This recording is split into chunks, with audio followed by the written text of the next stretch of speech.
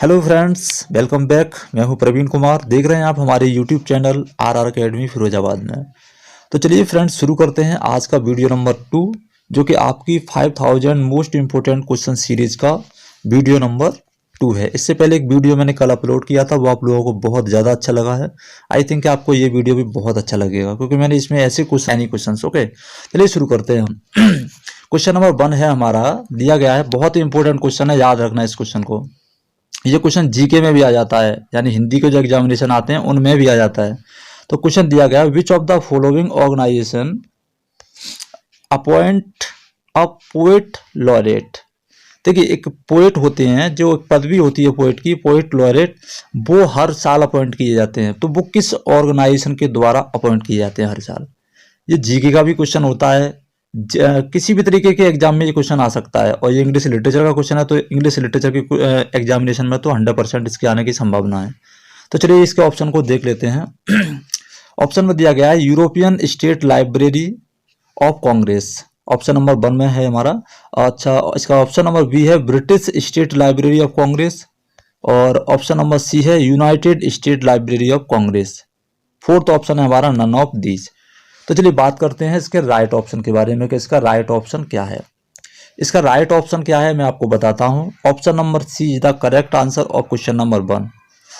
United State Library of Congress हर साल एक पोएट ऑफ लॉरेट, यानी पोएट लॉरेट की अपॉइंटिंग करता है, जिसमें एक पोएट को 1 साल के लिए अपॉइंट किया जाता है और हर दूसरे साल उसको चेंज कर दिया जाता है। तो आप इस चीज़ को हमेशा याद रखेंगे। ओके, बात करते हैं क्वेश्चन नंबर 2 की। क्वेश्चन नंबर 2 भी बहुत ज़्यादा इंपॉर्टेंट है, ध्यान रखना। क्वेश्चन नंबर 2 में दिया गया है, व्हाट इज मीटर। मीटर आपने बहुत ज़्यादा सुना होगा और ये आपको बहुत ज़्यादा परेशान करता होगा ये वर्ड। मैं आज इसको डिफाइन करूंगा अच्छे तरीके से, वीडियो को आप लास्ट तक देखते रहें। तो ये मीटर ना इंग्लिश लिटरेचर वाले स्टूडेंट को सबसे ज़्यादा परेशान करता है। इसके ऊपर मैं एक सेपरेट वीडियो बनाऊंगा, आप कमेंट में करना कि आपको इसकी आवश्यकता है, इस वीडियो की, आप इसे जानते हैं। ओके, अच्छा, साथ ही साथ एक क्वेश्चन और पूछना चाहता हूँ, क्या आप लेंदी वीडियो देखना चाहते हैं, जैसे 1 घंटे या 2 घंटे या 3 घंटे की?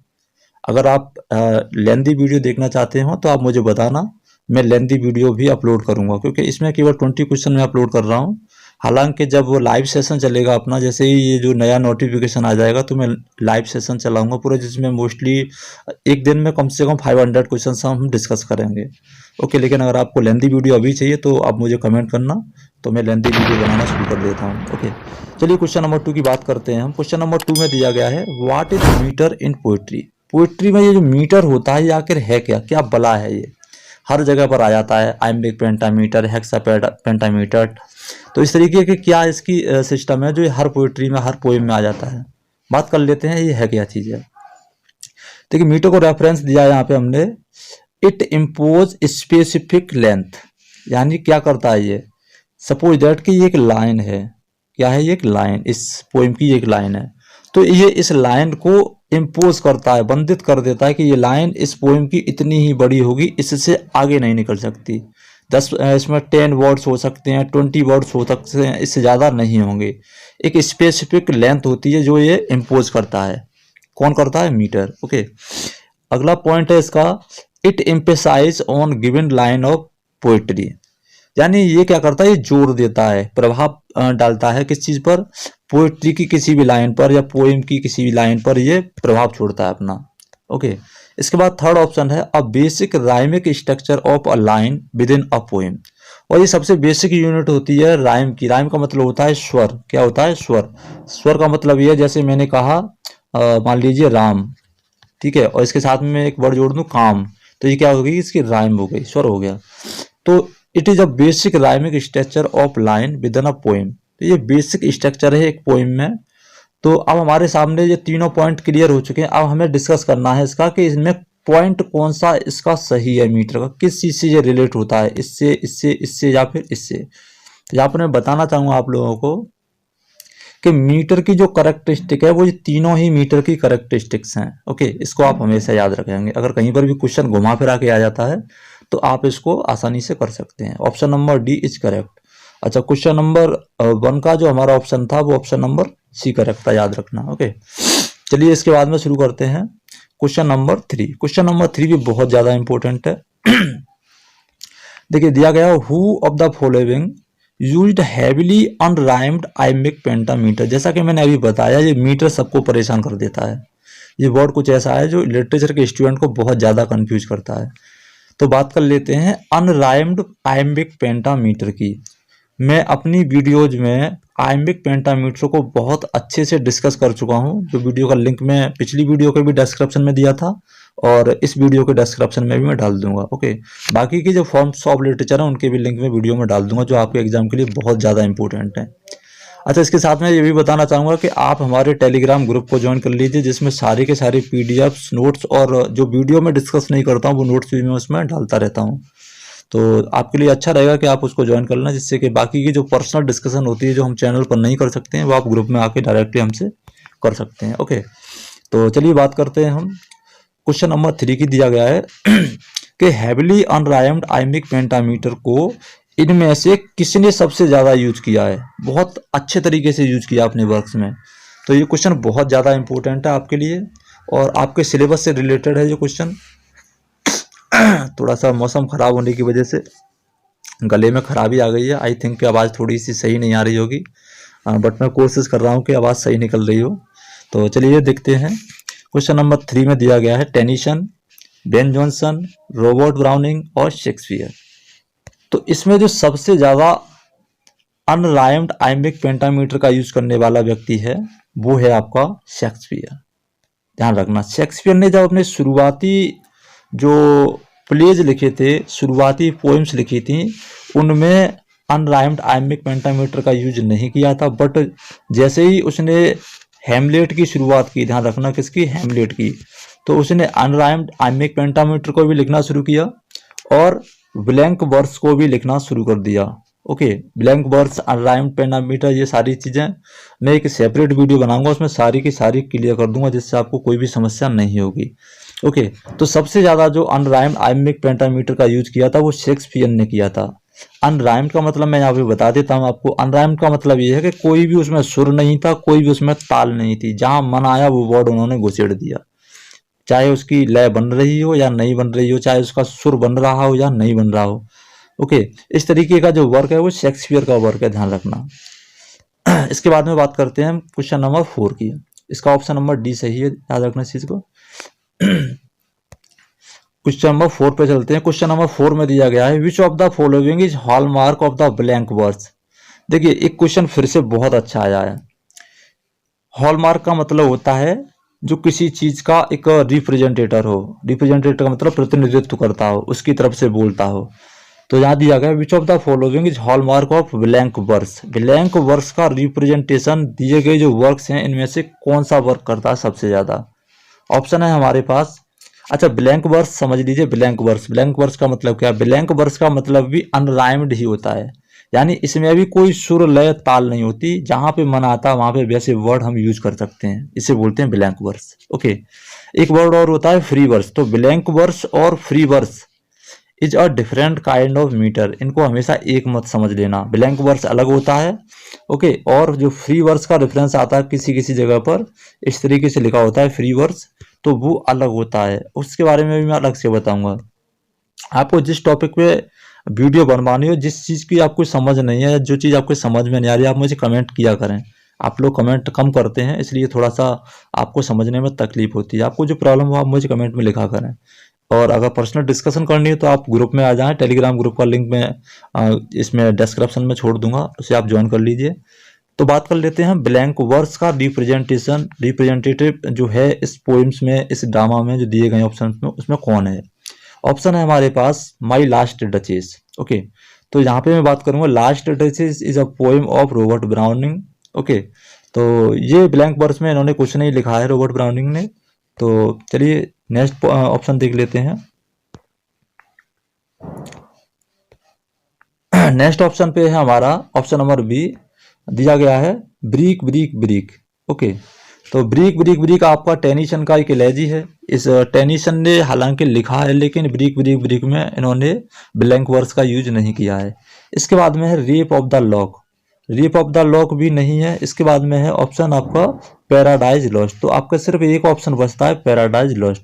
तो पैराडाइज लॉस्ट के बारे में मैं आपको पहले ही बहुत कुछ बता चुका हूँ, बहुत सारी वीडियोज पड़ी हुई हैं, प्लेलिस्ट में जाके आप चाहेंगे तो देख सकते हैं। इतनी वीडियोज हैं कि उन वीडियोज में से आपके कम से कम 50 to 60 क्वेश्चन आसानी से आ सकते हैं। तो पैराडाइज लॉस्ट क्या है? पैराडाइज लॉस्ट मिल्टन का एक ईपिक है, महाकाव्य है, ध्यान रखना।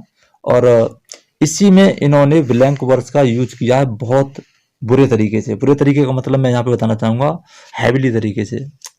तो ये रिप्रेजेंट करता है कि इसको ब्लैंक वर्स को।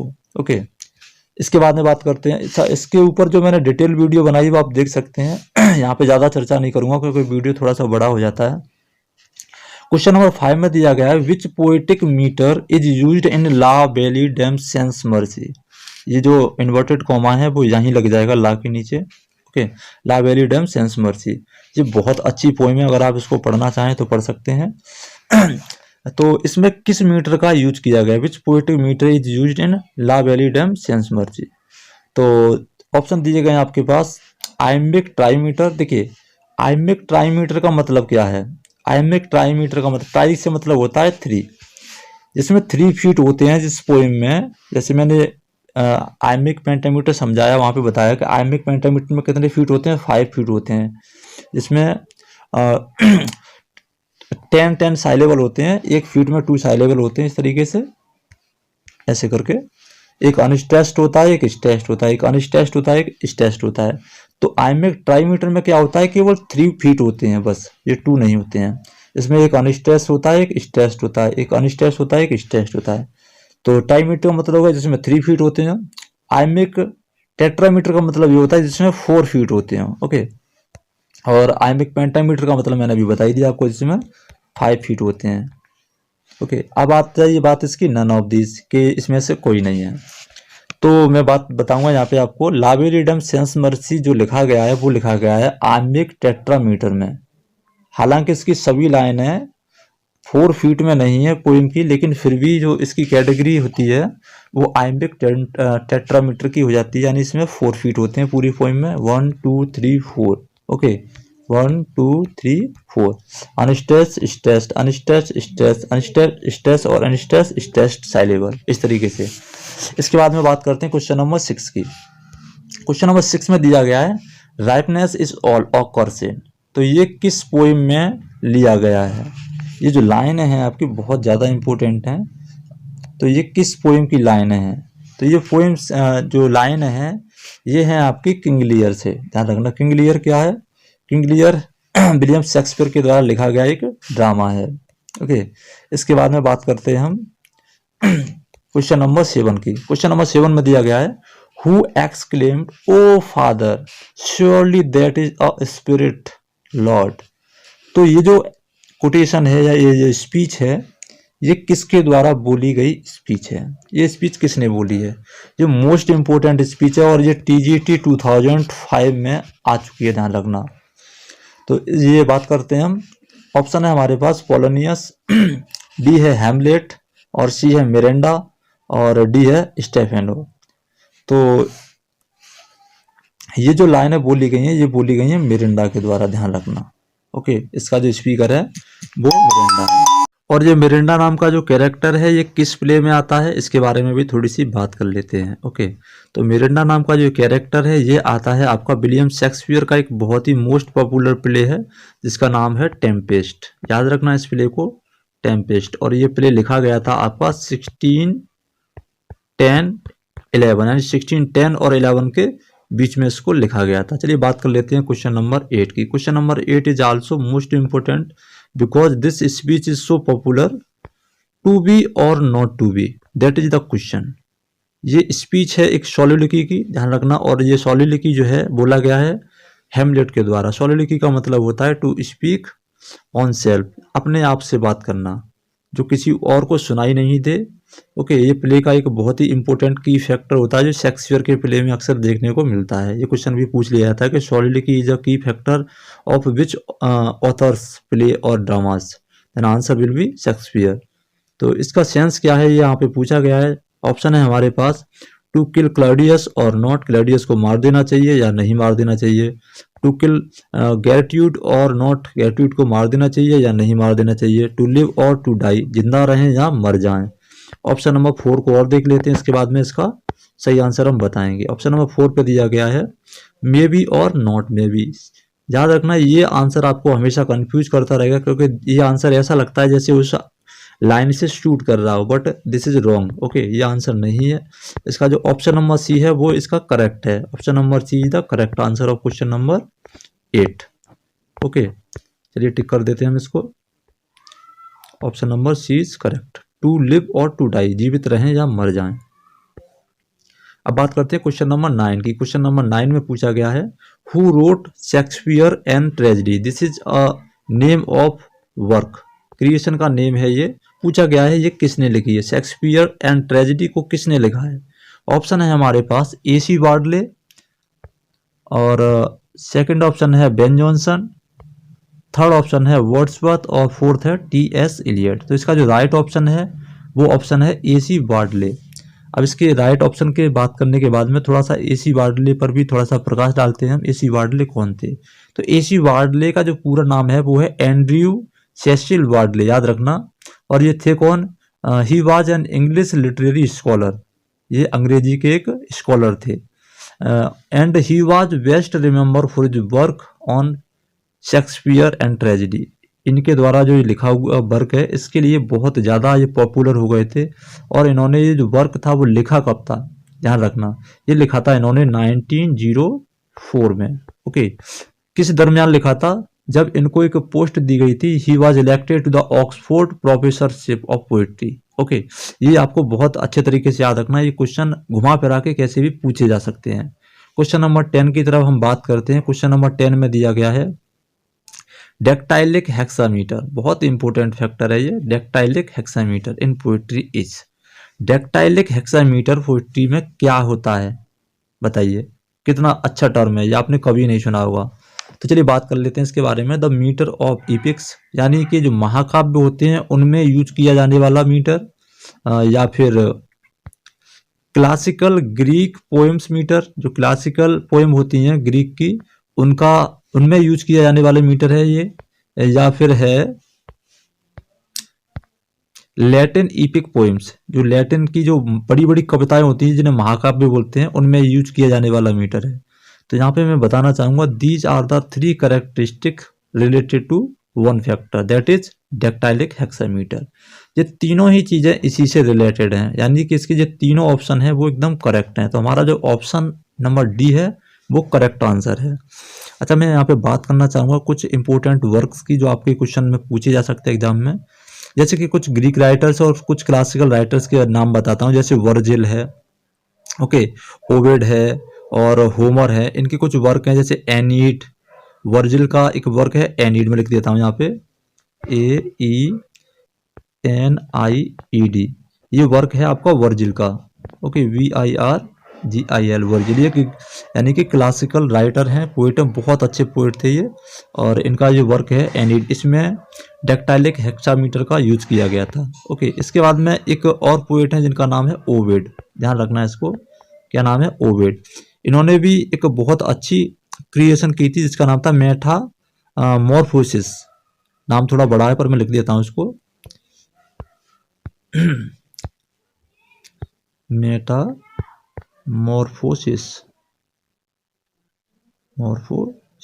ओके, याद रखना इस चीज को। इसके बाद में एक पोएट और भी थे, वो भी बहुत अच्छे पोएट थे, क्लासिकल थे, उनका ऊपर भी क्वेश्चन आ जाता है, जिसका नाम था होमर। आप सब ने सुना होगा, क्लासिकल पोएट थे होमर। इनका जो सबसे ज्यादा पॉपुलर क्रिएशन था वो था इलियड। ओके, ये सबसे ज्यादा मोस्ट पॉपुलर था। इनमें इन्होंने डेक्टाइलिक हेक्सामीटर का यूज किया था। एक और इनका वर्क था जिसका नाम था ओडिसस। बहुत इंपॉर्टेंट वर्क है जो पूछ लिए जाते हैं। इस चीज को मत सोचना कि ये आपके आउट ऑफ सिलेबस हैं। जब आप फिगर ऑफ स्पीच पढ़ते हैं, जब आप फॉर्म्स ऑफ स्पीच पढ़ते हैं, तो ये सारे क्वेश्चन उससे रिलेट हो जाते हैं, ध्यान रखना। इस तरीके से क्वेश्चन आ जाते हैं, कई बार आए हैं UPTGT में। ओके, तो चलिए बात कर लेते हैं हम क्वेश्चन नंबर, अच्छा, इसका जो ऑप्शन नंबर है वो है ऑप्शन नंबर डी करेक्ट है। क्वेश्चन नंबर डी की तरफ चलते हैं। क्वेश्चन नंबर डी में दिया गया है our body are our gardens, बहुत अच्छा क्वेश्चन है। Our bodies are our gardens, हमारा शरीर क्या है, एक बगीचा है हमारा। Okay, to which our will gardeners, जिसका जो माली है वो कौन है, विल का मतलब बोल सकते हैं आत्मा भी बोल सकते हैं, या फिर डिटरमाइनेशन यानी कि दृढ़ इच्छा शक्ति भी बोल सकते हैं। तो कहने का मतलब ये हुआ कि हमारा शरीर क्या है, एक बगीचा है, और हमारी जो इच्छा शक्ति है वो इसकी माली है, जो इसको संचय यानी सिंचित करती है, पानी लगाती है, इसको रख रखाव करती है। तो ये लाइनें किसके द्वारा बोली गई हैं, बहुत इंपॉर्टेंट लाइन है ये। ऑप्शन है हमारे पास हेमलेट। हेमलेट में ऐसी कोई लाइन है नहीं, हमने पूरा हेमलेट अच्छे तरीके से पढ़ा है, आप लोगों में नहीं पढ़ा होगा। इसके बाद ऑप्शन है वेला, ये भी नहीं है। ऑप्शन है आइगो, और इसके बाद में ब्रूटस, ये जूलियस सीजर का एक कैरेक्टर है जो कि इसमें भी नहीं बोला गया है। अब हमारे पास जो ऑप्शन बचा वो बचा आइगो। तो this is the right option of this question. IGo के बारे में थोड़ी सी चर्चा करेंगे हम। आइगो कौन है? IGo is a character in Shakespeare's most famous play Othello. ध्यान रखना, ओथेलो नाम का जो प्ले है शेक्सपियर का, इसमें ये करेक्टर है, ये विलेन है इस करेक्टर का, ध्यान रखना। कौन है ये? विलेन।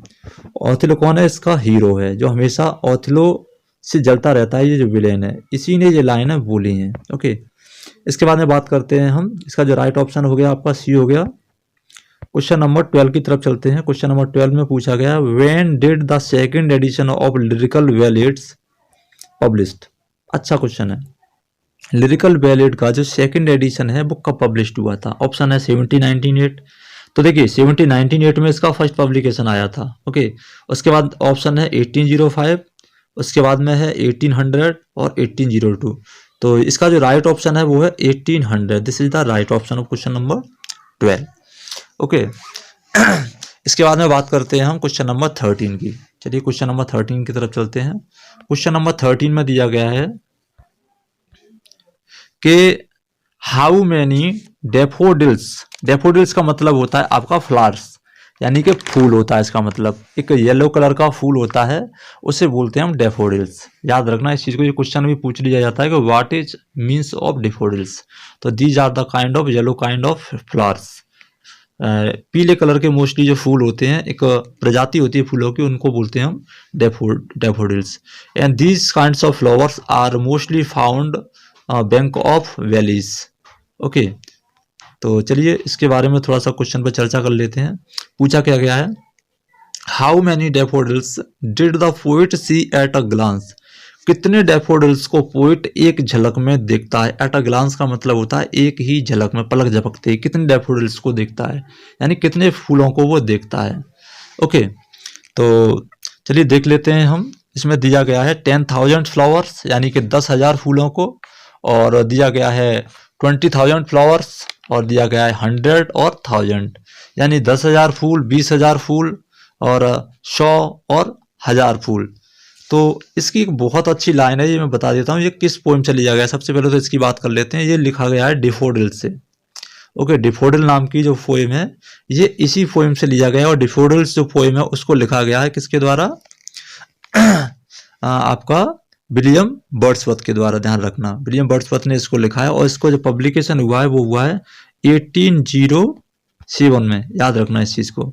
अब इसकी एक बहुत अच्छी लाइन है जिससे आप आसानी से इसका पता लगा सकते हैं कि उसने कितने फूलों को देखा होगा। तो मैं यहाँ पे लाइन बोल देता हूँ, लाइन थोड़ी बड़ी है, लिख नहीं पाऊंगा।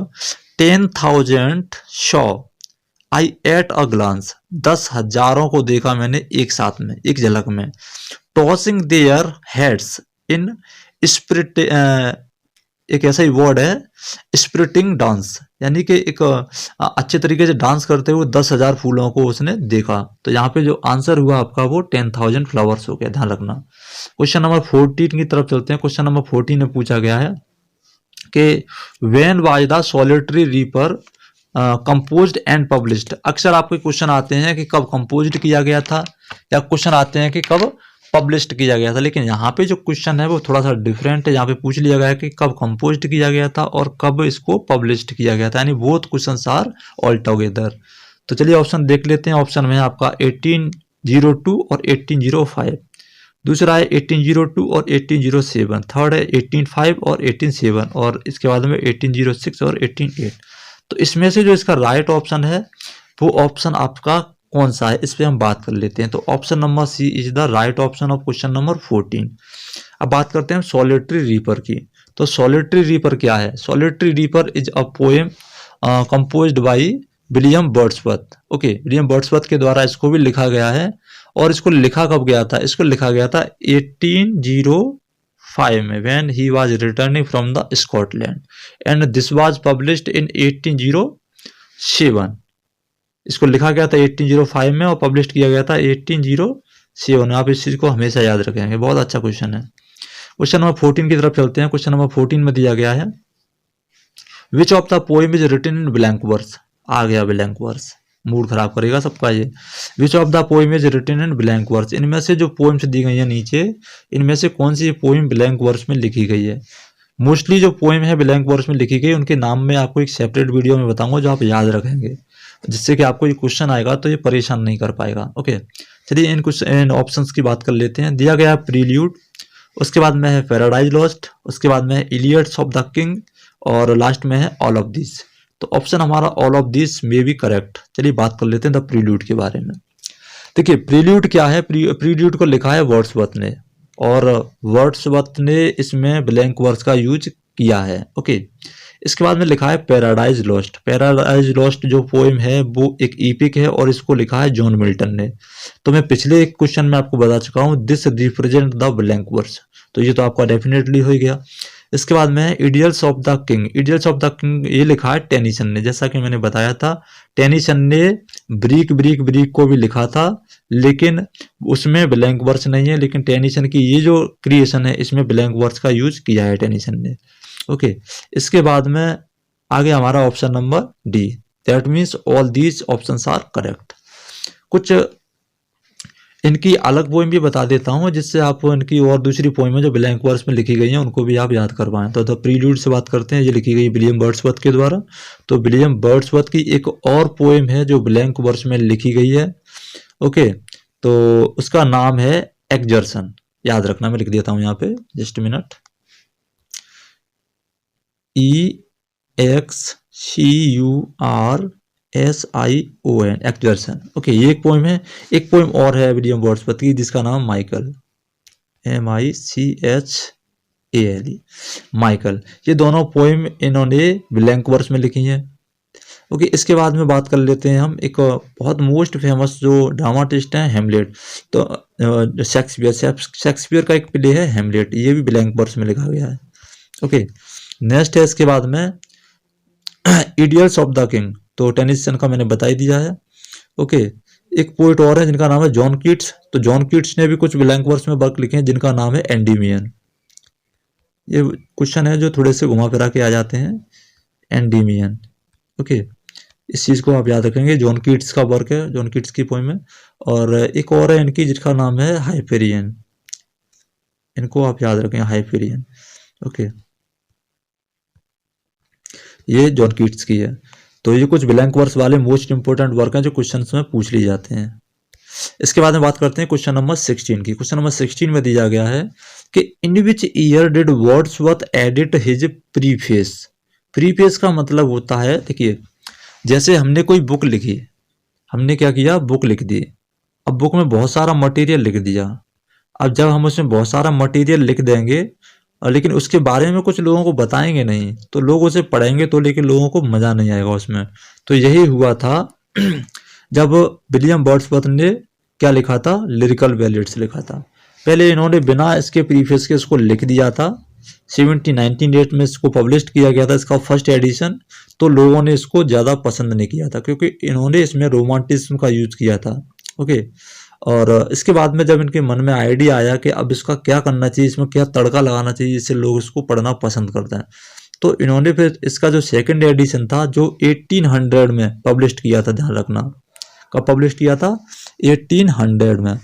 इसके साथ में इन्होंने एक प्रीफेस जोड़ दी। प्रीफेस का मतलब है उस पोएम के बारे में खुद ही बता दिया कि इस पोएम में मैंने आखिर क्या कहा है, जिससे लोगों ने इसको पढ़ा और बहुत अच्छे तरीके से इसको एंजॉय किया, ध्यान रखना। और एक चीज और बताना चाहूंगा कि इसी से यानी कि प्रीफेस वाले ही उस एडिशन से समथिंग आपका जो रोमांटिक एरा था लगभग शुरू हो गया था। ओके, लोगों ने इसे बहुत ज्यादा वेलकम किया था।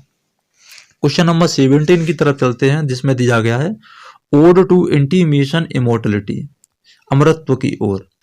वर्ड्सवर्थ की एक पोएम है, ओड है ये, ध्यान रखना।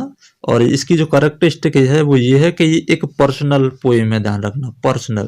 पर्सनल का मतलब होता है एक तरीके से ऑटोबायोग्राफी, जिसमें पोएट जो होता है वो अपने बारे में ही मोस्टली बातें करता है, अपने से रिलेटिव बातें करता है। तो ये मोस्ट पर्सनल पोएम है वर्ड्सवर्थ की। ओके, तो इसमें यही पूछा गया है कि Wordsworth sums up his philosophy of, इस पोएम में वर्ड्सवर्थ ने किस चीज की फिलॉसफी पेश की है, किस चीज का दर्शन प्रस्तुत किया है इस पोएम में। तो चलिए देख लेते हैं इसके ऑप्शन क्या है। अच्छा, इसका जो दूसरा नाम है, इसका दूसरा नाम है ओड टू इमोर्टलिटी, याद रखना। ओके तो इसमें ऑप्शन है हमारे पास old age, motherhood, the nation और चाइल्डहुड। तो इस पोएम में वर्ड्सवर्थ ने अपने बचपन के बारे में रेफरेंस दिया है। क्वेश्चन नंबर 18 की तरफ चलते हैं हम। क्वेश्चन नंबर 18 में दिया गया है कि विच of the following words is a noun. देखिए, मैंने ग्रामर का एक क्वेश्चन जोड़ा है, अक्सर आप इस क्वेश्चन को गलत कर देंगे आई थिंक। अगर आप कर पा रहे हैं तो मुझे कमेंट में लिखें, और वीडियो अच्छी लग रही है तो सभी के सभी लोग आप लाइक जरूर कर दें। आप लोग वीडियो देख लेते हैं लेकिन लाइक और कमेंट नहीं करते हो। अगर आप चैनल पर पहली बार देख रहे हैं तो आप वीडियो को लास्ट तक देख रहे हैं, बहुत अच्छा कर रहे हैं। और चैनल को सब्सक्राइब नहीं किया तो चैनल को अभी सब्सक्राइब कर लीजिए। ओके, चलिए देख लेते हैं। क्वेश्चन नंबर 18 में दिया गया है कि नाउन क्या है। ऑप्शन है ड्राइविंग, डिफिकल्ट, हार्श, वीक। आप खुद सोच कर देखिए, फिर मैं बताता हूँ। तो इसमें देखिए डिफिकल्ट क्या है। डिफिकल्ट का मतलब होता है कठिन, हार्श का मतलब होता है कठोर या मतलब तीखा, वीक का मतलब होता है कमजोर। These 3 words are the adjectives. Okay, ये तीनों वर्ड्स क्या हैं, एडजेक्टिव। और हमें बात किसकी करनी है, नाउन की। तो इसमें नाउन क्या बच गया आपका, ड्राइविंग। अब ड्राइविंग एक वर्ब होती है। ओके, तो मैं यहाँ पे आपको एक चीज क्लियर कर देना चाहता हूँ कि ऑल द एक्शंस, क्या, ऑल द एक्शंस, जितनी भी वर्ब्स होती हैं वो सभी आपकी क्या होती हैं, नाउन होती हैं।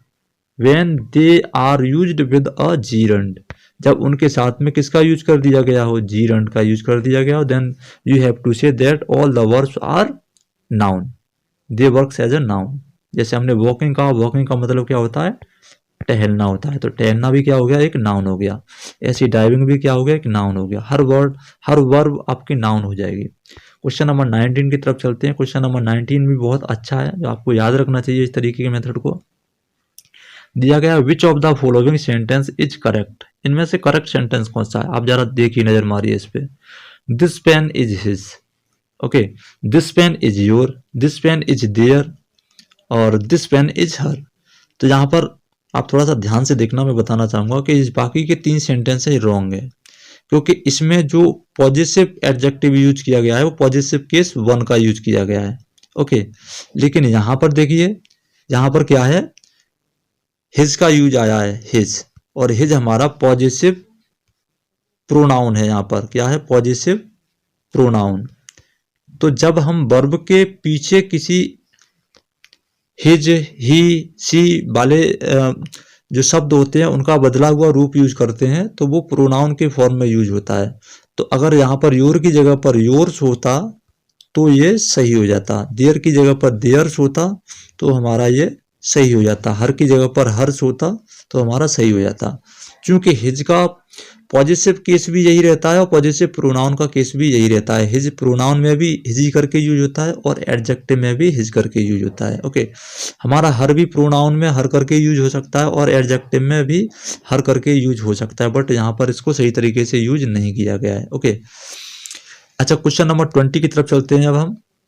क्वेश्चन नंबर 20 में दिया गया है कि tick the correct option, he appreciate you singing. Okay, option number 1 हमारा देख लेते हैं कैसा है। इसके बाद में बात करते हैं हम, my father stopped you abusing.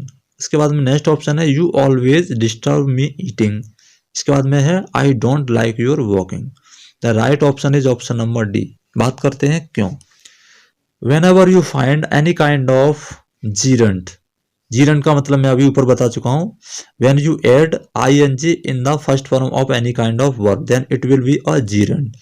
Okay, and whenever you find a gerund and any kind of pronoun before it, then the all kinds of pronoun will be in possessive case. मतलब उनका पॉजिटिव केस हो जाता है और वो adjective के form में use होते हैं। तो यहाँ पर आप देख पा रहे होंगे पहले में दिया गया है यू क्या है प्रोनाउन के तरीके से, तो इस वजह से ये रॉन्ग है। यहाँ पर भी यू प्रोनाउन के तरीके से तो रॉन्ग है। मी क्या है ऑब्जेक्ट के तरीके से, तो ये भी रॉन्ग है। बट योर क्या है एक पॉजिटिव एडजेक्टिव के तरीके से यूज किया गया है, इसलिए ये क्या है राइट है। तो याद रखना कभी भी जीरंड आ जाता है उसके पहले अगर प्रोनाउन की फॉर्म या एडजेक्टिव की फॉर्म है तो हम हमेशा उसको पॉजिटिव केस में ही रखते हैं, यानी उसका, उसकी, मेरा, मेरी ऐसे फॉर्म में। तो फ्रेंड्स आज की वीडियो आई थिंक आपको बहुत अच्छी लगी होगी और बहुत जल्दी ही इसके लाइव सेशंस आने वाले हैं। जैसे ही वैकेंसी का नोटिफिकेशन क्लियर होता है हम लाइव सेशन पे शुरू हो जाएंगे। तो चलिए लाइक कर दीजिए और चैनल को सब्सक्राइब नहीं किया है तो सब्सक्राइब कर लीजिए। मिलते हैं नेक्स्ट वीडियो के साथ में। ये ज़रूर बताना मुझे कि वीडियो आपको लॉन्ग चाहिए या इतनी ही वीडियो अच्छी है।